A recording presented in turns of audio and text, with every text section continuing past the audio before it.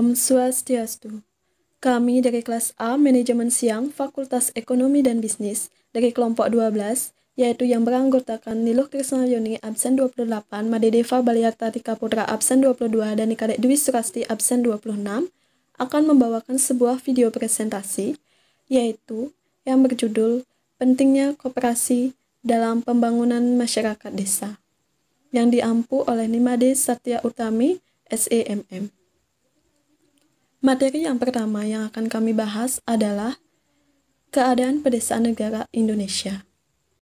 Keadaan masyarakat pedesaan di negeri kita masih erat kaitannya dengan adat istiadat yang mereka anut di wilayah masing-masing. Hal ini dikarenakan pedesaan negeri kita masih menjunjung tinggi rasa kekeluargaan demi keutuhan adat istiadat yang mereka miliki. Masyarakat pedesaan di Indonesia umumnya sudah mengenal istilah gotong royong. Gotong royong biasanya dilakukan oleh masyarakat pedesaan untuk mencapai tujuan bersama yang sudah direncanakan. Rasa tanggung jawab dan kekeluargaan itu sangatlah penting dilakukan oleh masyarakat pedesaan di Indonesia. Karena dengan rasa itulah akan timbul kedamaian antar warga masyarakat yang tinggal di pedesaan. Namun, sementara itu dari segi kualitas kesehatan masyarakat pedesaan sangatlah menyedihkan. Karena dari data yang telah ditemukan angka umur harapan hidup masyarakat pedesaan sangatlah rendah. Kualitas kesehatan rendah diakibatkan oleh akses berobat yang masih jauh seperti dokter, bidan, dan perawat. Dengan melihat kenyataan ini, pemerintah Indonesia harus tanggap secara cepat, khususnya yang jadi sorotan adalah Menteri Kesehatan sebagai penanggung jawab atas yang dialami masyarakat pedesaan di Indonesia. Di Indonesia, sebagian besar masyarakat yang tinggal di pedesaan memilih profesi sebagai petani, khususnya di daerah perbukitan. Sementara itu, masyarakat pedesaan yang berada di wilayah pesisir pantai biasanya akan memilih profesi sebagai nelayan. Karena di Laut Indonesia sangatlah kaya akan sumber daya alamnya, baik ikan, udang, terumbu karang, dan sebagainya. Adapun ciri-ciri masyarakat pedesaan. Yang pertama adalah di dalam masyarakat pedesaan di antara warganya mempunyai hubungan yang lebih mendalam dan erat bila dibandingkan dengan masyarakat pedesaan lainnya di luar batas wilayahnya. Yang kedua, sistem kehidupan umumnya berkelompok dengan dasar kekeluargaan. Yang ketiga, sebagian besar warga masyarakat pedesaan hidup dari pertanian. Dan yang terakhir adalah masyarakat tersebut homogen, seperti dalam hal mata pencarian, agama, adat istiadat, dan sebagainya. Namun, di samping itu juga, pendidikan di daerah masyarakat pedesaan sangatlah rendah. Pendidikan yang sangat rendah ini dapat memicu sulitnya perkembangan pedesaan dalam penerimaan teknologi baru serta pembaruan yang diperlukan demi kesejahteraan masyarakat. Akan tetapi, aspek-aspek positif yang terdapat di pedesaan masih sangat berguna. Usaha pembangunan masyarakat beruntunglah masih tetap utuh, seperti jiwa kegotong royongan, masyarakat dan mufakat, dan rasa kekeluargaan. Dengan pembinaan-pembinaan dan bimbingan melalui KUD dan koperasi, akan segera dapat mengubah tingkat kehidupan masyarakatnya dan perubahan wajah pedesaan. Materi yang kedua adalah pengertian dan luasnya pembangunan pedesaan. Pembangunan pedesaan merupakan sebuah tahap perdiskusian dan penentuan keinginan yang dilakukan oleh anggota atau masyarakat desa, setelah itu melakukan perencanaan dan pengerjaan bersama untuk mencapai tujuan tersebut. Pada dasarnya, hampir seluruh masyarakat Indonesia, sekitar 81% bertempat tinggal di pedesaan. Kita semua tahu bahwa hampir seluruh masyarakat Indonesia terdiri atas petani, peternak, pengusaha kecil atau UMKM, dan lain sebagainya, hampir seluruh tinggal di pedesaan yang kondisi ekonominya lemah. Sehingga, saat pergantian ke Orde Baru, pembangunan ekonomi pedesaan memperoleh fokus yang lebih besar untuk mendukung rakyat dalam taraf ekonomi yang rendah. Lalu, apa alasan adanya pembangunan di pedesaan? Yaitu karena jumlah penduduk yang dinyatakan sebagai tenaga kerja kebanyakan tinggal di pedesaan. Yang kedua, lebih luas dan suburnya lahan pertanian. Yang ketiga, ketersediaan bahan baku yang memadai. Dan yang keempat adalah sifat masyarakat pedesaan yang ramah dan mudah untuk diajak kerjasama untuk tujuan usaha yang positif seperti koperasi. Adapun tujuan pembangunan pedesaan.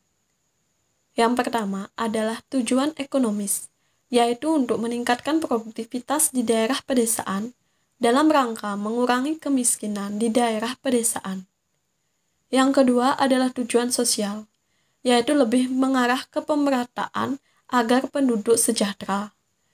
Yang ketiga adalah tujuan kultural, dalam artian untuk meningkatkan kualitas hidup pada masyarakat umumnya dari masyarakat pedesaan. Yang keempat adalah tujuan politis, yaitu untuk menumbuhkan dan mengembangkan partisipasi masyarakat desa secara maksimal dalam menunjang usaha-usaha pembangunan, serta dalam memanfaatkan dan mengembangkan selanjutnya hasil-hasil pembangunan. Materi yang ketiga adalah peranan KUD dalam masyarakat desa. KUD adalah suatu koperasi serba usaha yang beranggotakan penduduk desa dan beralokasi di daerah pedesaan. Daerah kerjanya biasanya mencakup suatu wilayah kecamatan. Namun dalam hal ini, pembangunan KUD tidak berjalan dengan lancar. Banyak KUD yang terbengkalai karena tidak dimanfaatkan secara baik. KUD yang tidak berjalan dengan sesuai fungsinya, bahkan diperuntukkan untuk kepentingan pribadi atau beberapa kelompok tertentu. Maju mundurnya suatu KUD bergantung pada kualitas dari sumber daya manusia yang mengelolanya. Lalu, apa saja peran dari KUD? Peran dari KUD adalah membangun perekonomian masyarakat desa dan mampu menggerakkan roda perekonomian masyarakat yang berjalan tersendat-sendat. Kegiatan yang dilakukan oleh KUD adalah mewujudkan swasembada pangan dengan pemberian kredit dan membantu proses serta pengolahan hasil. Namun, bagaimana cara mempertahankan KUD tersebut? Yang pertama, kita bisa memberikan pendidikan kepada pemuda-pemudi desa sebagai penerus KUD. Kedua, melibatkan semua lapisan masyarakat untuk menjadi anggota KUD. Dan yang terakhir adalah peran serta perangkat desa dalam mengawasi pelaksanaan KUD. Kesimpulan yang dapat diperoleh dari hal tersebut adalah, meskipun terdapat hambatan-hambatan kecil dalam membangun desa, namun secara keseluruhan dapat dikatakan bahwa tingkat partisipasi masyarakat desa tersebut telah cukup memadai dalam rangka pelaksanaan proyek desa. Pembangunan pedesaan harus menjadi prioritas utama. Hal ini untuk mendorong perekonomian masyarakat yang nantinya akan berdampak pada peningkatan perekonomian masyarakat. Adapun dua pertanyaan dari para audiens yang akan kami bacakan, yaitu dari Eka Milinia Umiarti, apa saja kelebihan dari KUD? Dan yang kedua adalah dari Nikade Mia Erika Putri, yaitu bagaimana cara mengetahui tingkat partisipasi masyarakat dalam KUD. Koperasi termasuk KUD hingga saat ini sebenarnya telah mampu memberi sumbangan dalam meningkatkan nilai produk domestik bruto secara nasional.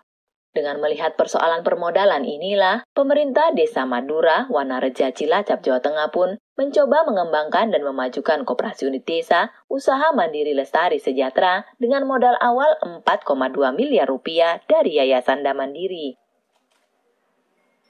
Melalui program Dana Tabungan Kredit Pundi Sejahtera, Tabur Puja Yayasan Damandiri ini akan diberikan modal usaha 2 juta rupiah per anggota tanpa agunan dan bunga ringan. Upaya ini dilakukan untuk menarik perhatian warga agar mau menjadi nasabah, sehingga menjadikan solusi bagi mereka yang masih terlilit rentenir setempat. Selama ini, warga di Desa Madura hanya mengandalkan pinjaman dari bank untuk menjalankan usahanya. Sebagian dari petani maupun pedagang bahkan ada juga yang pinjam ke rentenir meski bunganya sangat tinggi. Saat ini meski jumlah nasabah baru tercatat 300 orang, namun dengan dibukanya koperasi unit desa mandiri lestari sejahtera dan tabur puja ini diharapkan bisa membantu permodalan bagi kalangan petani serta pedagang kecil desa setempat. Di sini dana yang dari Mandiri ada dua.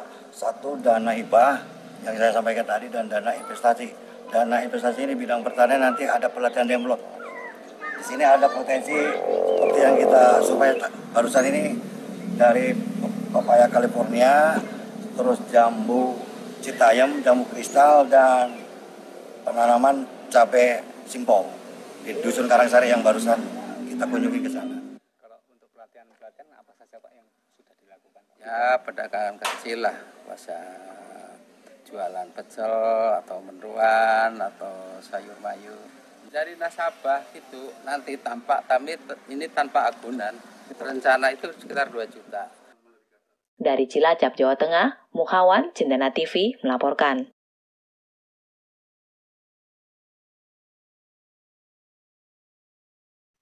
Sekian dari kelompok kami tutup dengan Parame Santi. Om Santi Santi Santi Om.